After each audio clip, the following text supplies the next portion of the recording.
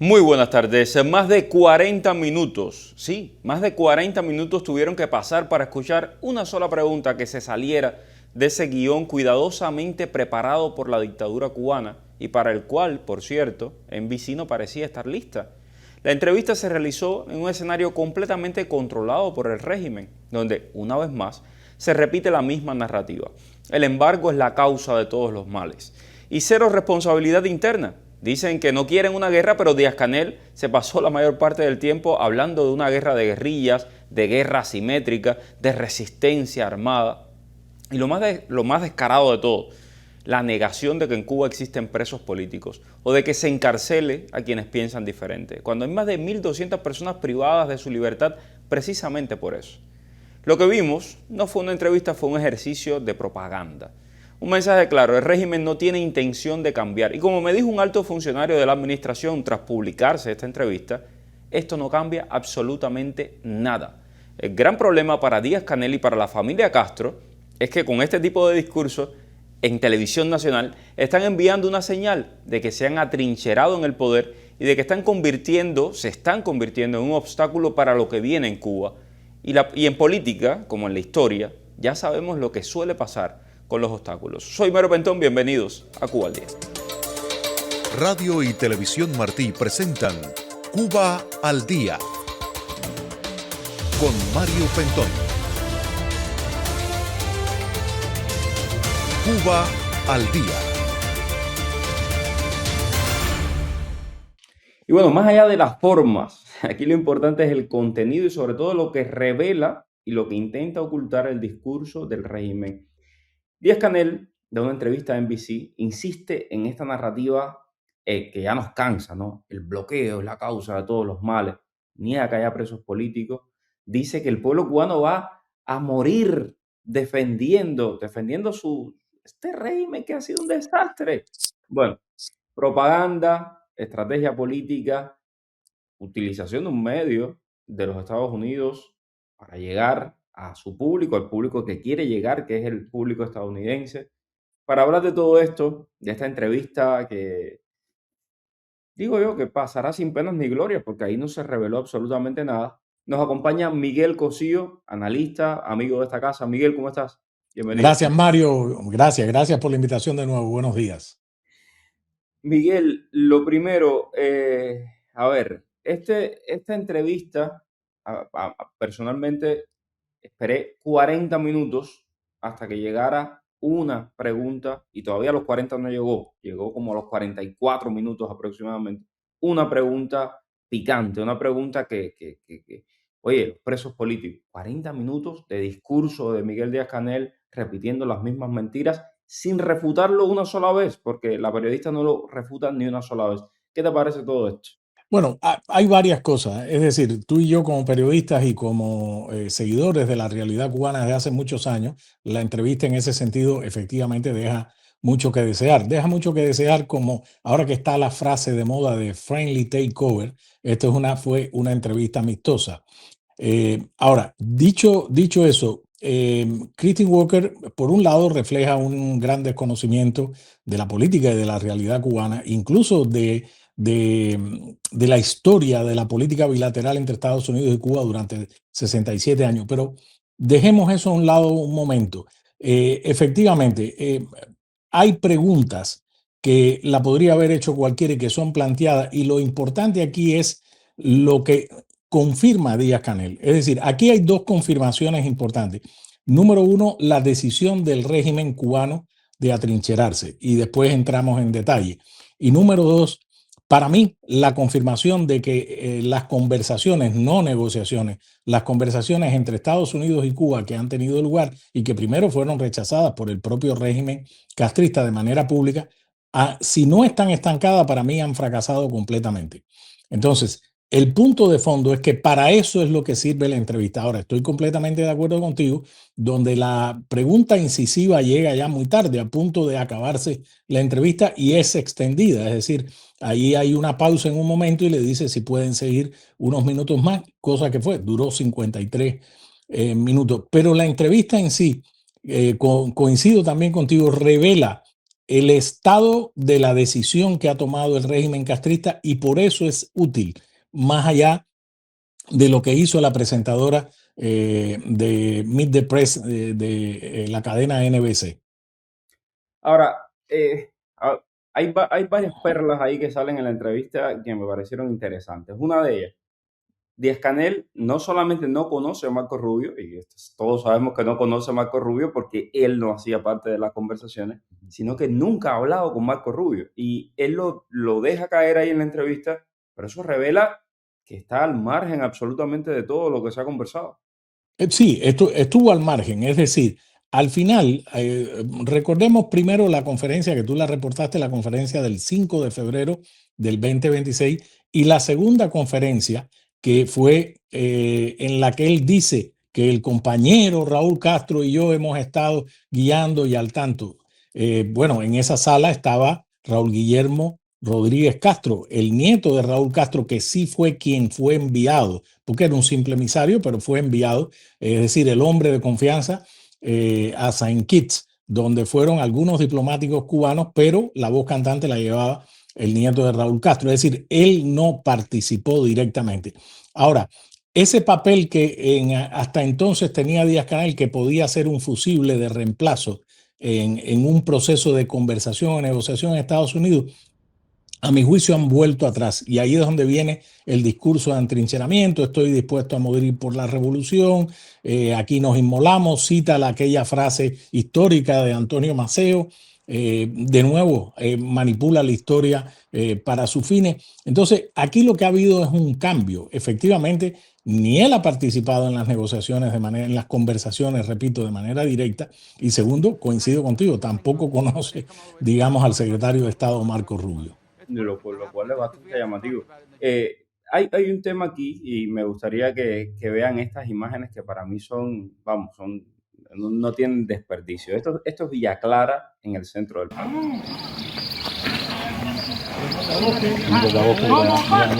El sistema único de exploración. Bueyes artillados. Ya esto es, bueno, hasta el espía Gerardo Hernández salió a atacarme porque no le gustó que yo me burlara de la última técnica del ejército cubano para enfrentar a las fuerzas Delta.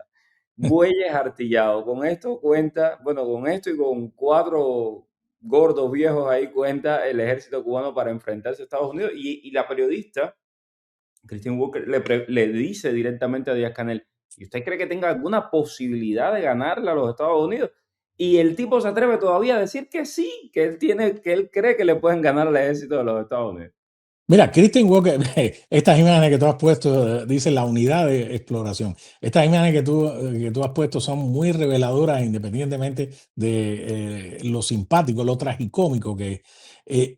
Christine Walker le pregunta 2 veces si tiene alguna posibilidad y él dice que sí, que somos efectivos. Y ahí es donde vuelve a la historieta de la guerra de todo el pueblo, que es estos bueyes artillados son la expresión de lo que tiene Díaz-Canel o Raúl Castro o Álvaro López Miera o el ejército cubano en la cabeza.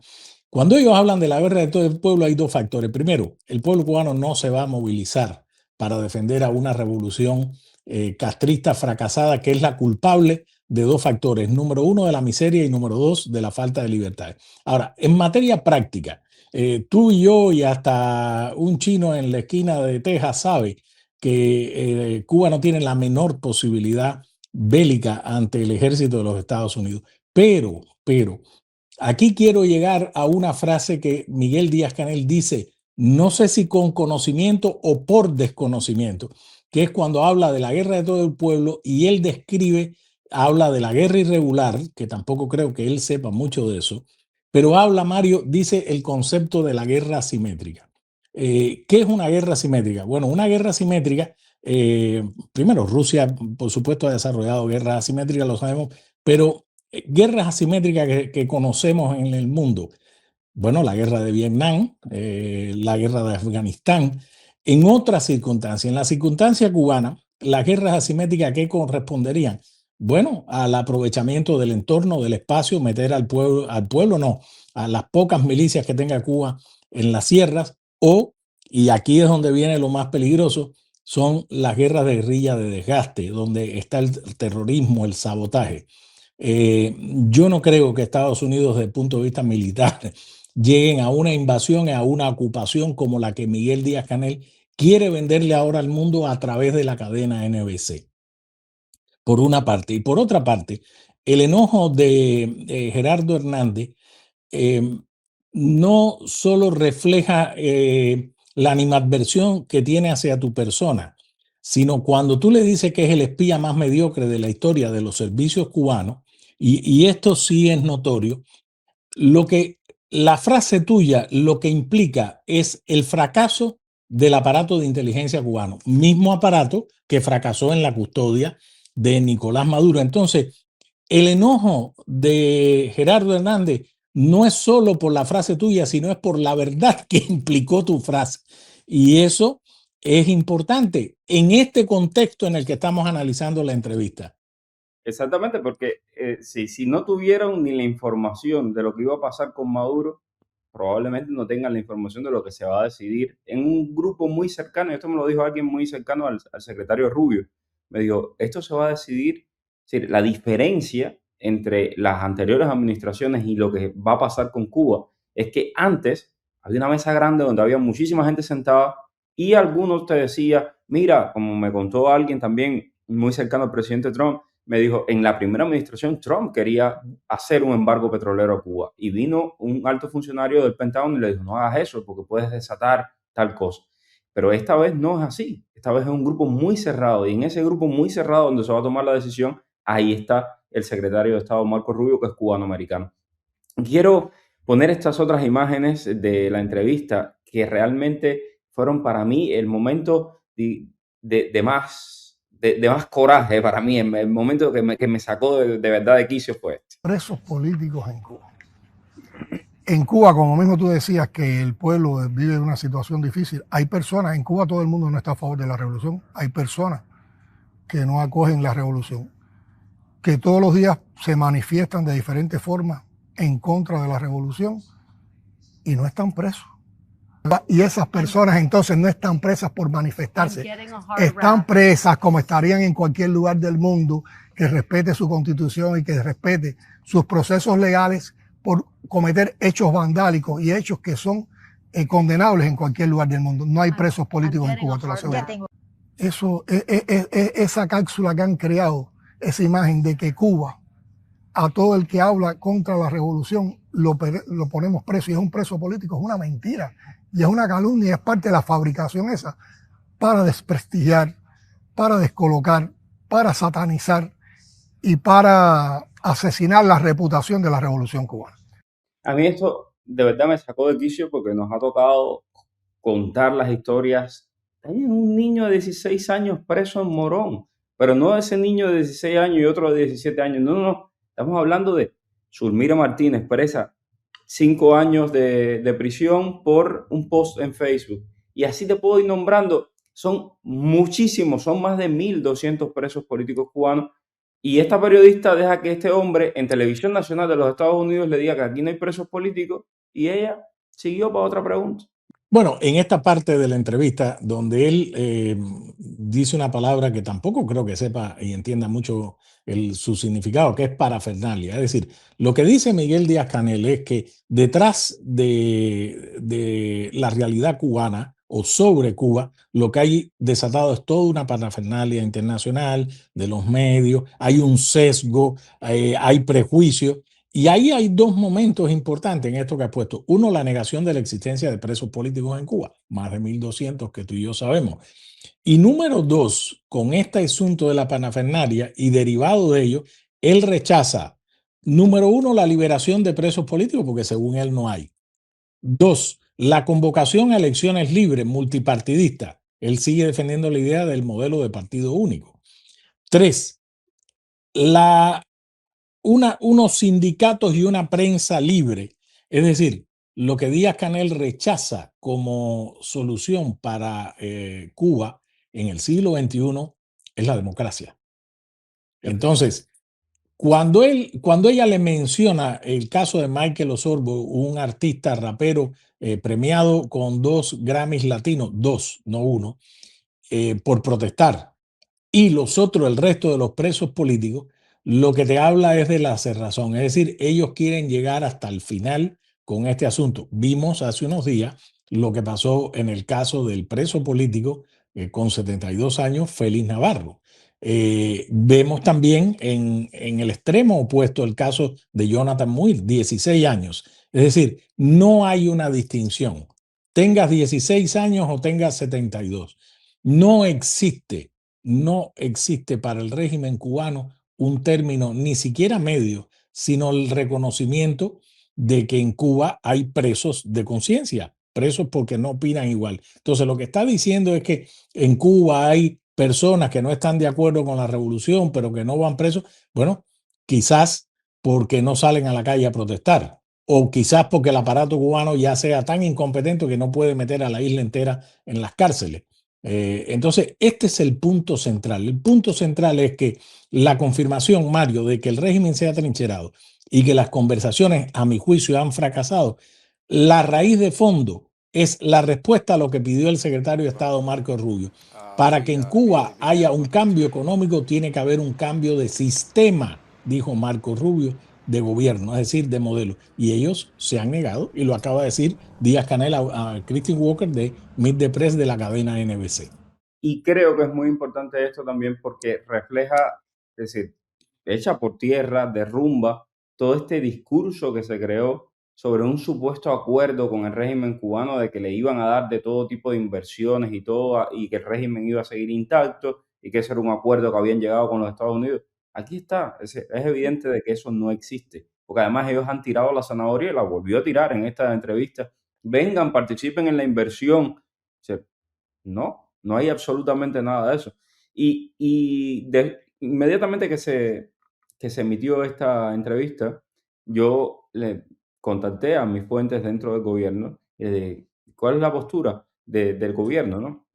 Y lo que me dicen, por supuesto, off the record, porque no pueden dar estas declaraciones públicamente, dice, esta entrevista no cambia absolutamente nada. O sea, para el gobierno de los Estados Unidos, el régimen de Miguel Díaz-Canel, como dijo la secretaria de prensa de la Casa Blanca, tiene sus días contados. El régimen de Raúl Castro tiene sus días contados. Esto es importantísimo, porque eso que acabas de apuntar, y qué bueno que lo has traído a la mesa hoy, un día después de que se haya hecho pública la entrevista con Meet the Press, lo que refleja es que, a mi juicio, y creo que coincides conmigo, es que Estados Unidos, esta administración, tiene una decisión tomada con relación a Cuba, con relación a ese régimen. Es decir, cuando hemos visto que primero el presidente de los Estados Unidos dando paso a alguna posible conversación de que puede ser una toma amistosa, puede ser una toma amistosa o no. Ellos están locos por llegar a un acuerdo con nosotros y si no, haremos lo que tengamos que hacer. Para mí sería un gran honor liberar o tomar a Cuba. Y después cuando dijo, ya, Cuba será la próxima, eso lo que confirma, más la declaración que mencioné de Marco Rubio, es una decisión. Entonces, en conclusión en esta entrevista y lo que te han revelado a ti, es que estamos frente a dos posiciones. La posición de Cuba de atrincherarse, no sé con qué razones, o están perdiendo la perspectiva, está en un estado de locura, que es posible. Y número dos, creo que esta administración ha tomado una decisión. Y ahora, después de lo que hemos visto en las últimas horas con el caso de Irán, creo que también lo confirma Mario. Muchísimas gracias, Miguel Cosío. Usted quédese con nosotros porque al regreso les tenemos unas imágenes que parecen salidas de Auschwitz, de un campo de concentración. Y no, son las imágenes de un preso político cubano que acaba de ser excarcelado. Quédese con nosotros. Esto es Cuba al Día. Yo soy Mario Pentón. Estás escuchando Cuba al Día con el periodista Mario Pentón.